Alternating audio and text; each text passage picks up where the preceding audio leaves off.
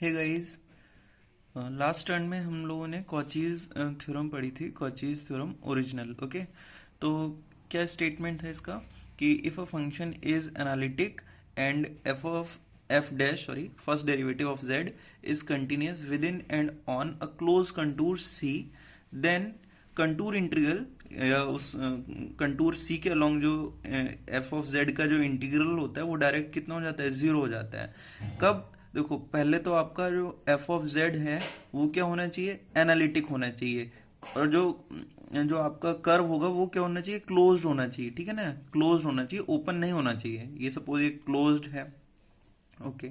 और F of Z कैसा होना चाहिए, एनालिटिक होना चाहिए इस पूरे कंटूर में। और इसका फर्स्ट डेरिवेटिव कैसा होना चाहिए, कंटिन्यूस होना चाहिए। कहाँ पर? इसी क्लोज कंटूर में। कंटूर आउटलाइन को बोलते हैं। ठीक है, ये इस रीजन, ये जो रीजन है ये पूरा, ये अंदर के पॉइंट्स तो इस रीजन में आ जाते हैं। और केवल अगर हम बाउंड्री को बोलें तो बाउंड्री ही क्या होती है, कंटूर होती है। तो कंटूर ओपन और क्लोज्ड कैसा भी हो सकता है।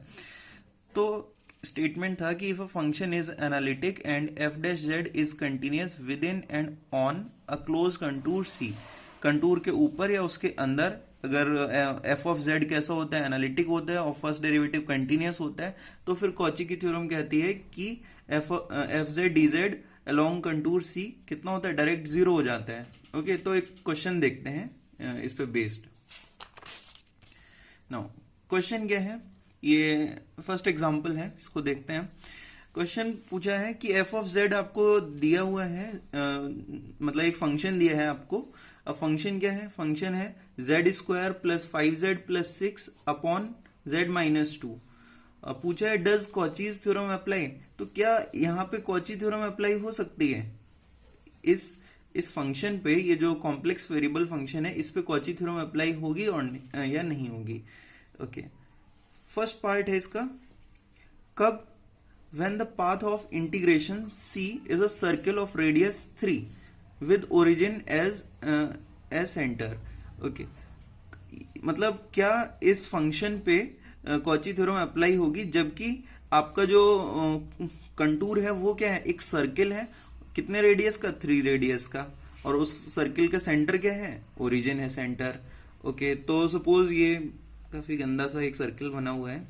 ओके, तो ये एक सर्किल है, तो इसका जो सेंटर है ये क्या, ओरिजिन है, और इसकी जो रेडियस है वो कितनी है, 3 है। ठीक है, तो सॉल्यूशन देखते हैं। We are given f of z equals to z square plus 5z plus 6 upon z minus 2। तो देखो यहाँ पे अगर इसको देखो ध्यान से, ये जो फंक्शन डिफाइन है हमको क्वेश्चन में दिया है, अगर इस फंक्शन में मैं डिनोमिनेटर में z को रिप्लेस करके 2 रख देता हूं, z की जगह पे अगर 2 रखेंगे तो कितना हो जाएगा, 2 माइनस 2 हो जाएगा यहाँ पे। तो 2 माइनस 2 कितना हो जाएगा, 0। और समथिंग अपॉन 0 कितना होता है, इन्फिनिटी होता है। तो इसका मीनिंग ये है कि जो ये फंक्शन है मेरा एफ ऑफ जेड, ये z इक्वल्स टू 2 पर कैसा नहीं है, एनालिटिक नहीं है, क्योंकि डिफाइन ही नहीं है z इक्वल्स टू 2 पॉइंट पे, तो ये फंक्शन डिफाइन ही नहीं है, तो ये एनालिटिक नहीं है z इक्वल्स टू 2 पे। अच्छा, अब इधर आ जाते हैं इस फिगर में। तो ये क्या है, एक सर्किल है जिसकी रेडियस 3 है, मतलब z इक्वल्स टू 3 है। तो सर्किल और उसका सेंटर कितना है, सेंटर है 0 0। ओरिजिन से आपने 3 रेडियस का एक सर्किल ड्रॉ किया है। तो आप कॉमन सेंस से अगर सोचेंगे तो आपको पता लगेगा कि ये z इक्वल्स टू 2 पॉइंट जो होगा वो कहाँ होगा, कुछ यहाँ पर होगा, है ना, इस सर्किल के अंदर ही लाई करेगा वो। ओके, तो देखो इसका सॉल्यूशन क्या होगा, when c is a circle mod z equals to 3। ये मॉड z इक्वल्स टू 3 क्या है, 3 रेडियस, और जिसका एक ऐसे सर्किल की इक्वेशन है जिसकी रेडियस 3 और सेंटर कितना है, 0 0 0, दैट मीन्स ओरिजिन है। तो ये सर्किल की इक्वेशन है मॉड z इक्वल्स टू 3। तो when c is a circle mod z equals to 3, the point z equals to 2 lies inside. तो ये जो पॉइंट है z इक्वल्स टू 2, ये इस सर्किल के अंदर लाई कर रहा है। और ये z इक्वल्स टू 2 एक ऐसा पॉइंट है जिस पॉइंट पे ये आपका फंक्शन कैसा है, एनालिटिक नहीं है।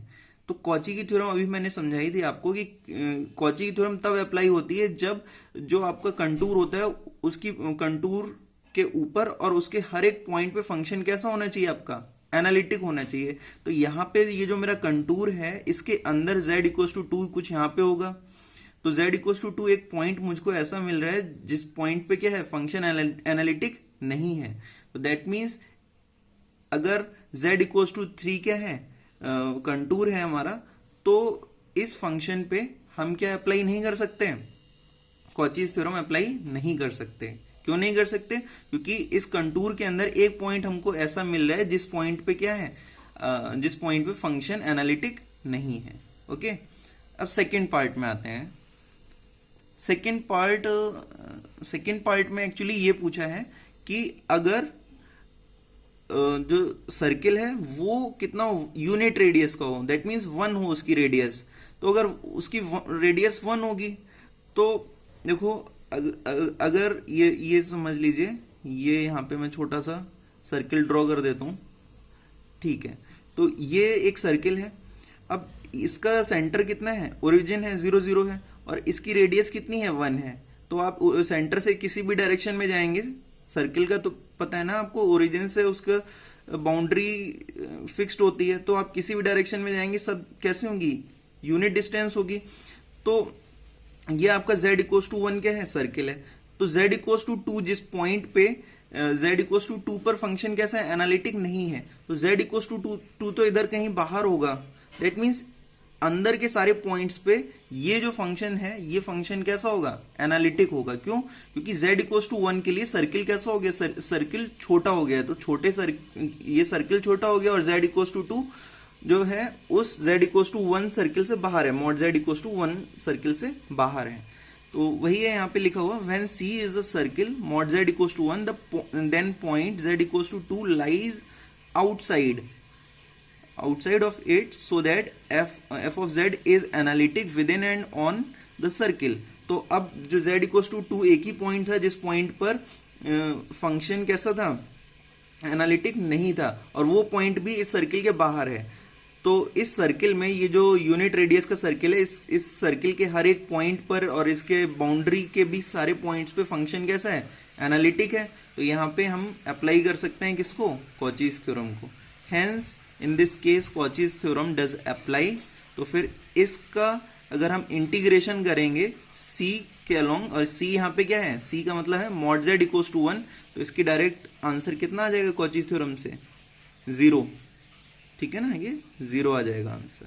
Okay, thank you so much.